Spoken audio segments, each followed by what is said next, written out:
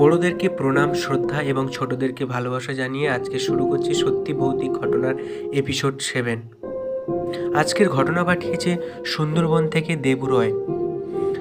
দাদা, আমি সুন্দরবন থেকে দেবু রয় বলছি। আমার একটি দোকান আছে। তো দাদা, আমি কয়েকদিন স্বপ্ন দেখতে থাকি একটি ছেলে এসে আমাকে প্রণাম করছে। 3-4 দিন পর পর এই স্বপ্নটা দেখতে থাকি এবং তার 15-16 দিন পরে আমি দোকানে বসে আছি। হঠাৎ করে একটা ছেলে আসে এবং আমাকে প্রণাম করে। তো দাদা, স্বপ্নের সঙ্গে বাস্তবের যে কী মিল তাও আমার কাছে অজানা থেকে গেল এবং ছেলেটিকেও আমি চিনতে পারলাম না। তো দাদা, এই ছিল ঘটনা। ভালো লাগলে পড়ে শুনিও। তো এরপরে যে ঘটনাটি রয়েছে, টিউশন গিয়ে ভৌতিক অভিজ্ঞতার শিকার। তো আমি পড়ে শোনাচ্ছি।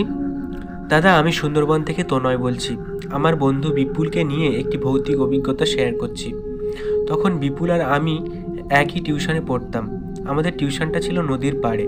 যখন আমরা বেড়াতে যেতাম টিউশন থেকে, মাঝে মাঝে বিকেলের সময় টিউশন থেকে কিছু দূরে একটা শ্মশান ছিল এবং সেখানে মড়া পোড়ানো হতো।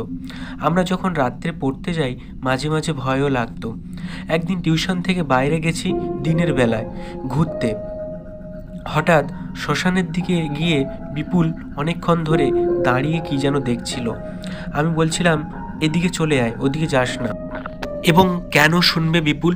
কিছুক্ষণ পর পাগলের মতো বকতে থাকে বিপুল।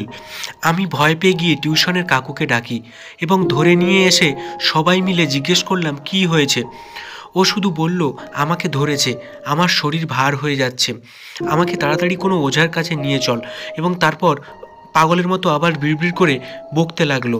তারপর ওর বাবা মাকে খবর দেওয়া হলো, ওকে এসে একটা ওঝার কাছে নিয়ে যাওয়া হলো। সেখানে ওকে জল পোড়া দিলে বিপুল ঠিক হয়ে যায় এবং তারপর থেকে দাদা বিপুল আর ওদিকে যায়নি। তো দাদা, এই ছিল ঘটনা। ভালো লাগলে পড়ে শুনিও। তো আপনারাও যারা ঘটনা পাঠাতে চান পাঠিয়ে দিন আমাদের সত্যি ভূতের ঘটনা ফেসবুক পেজে।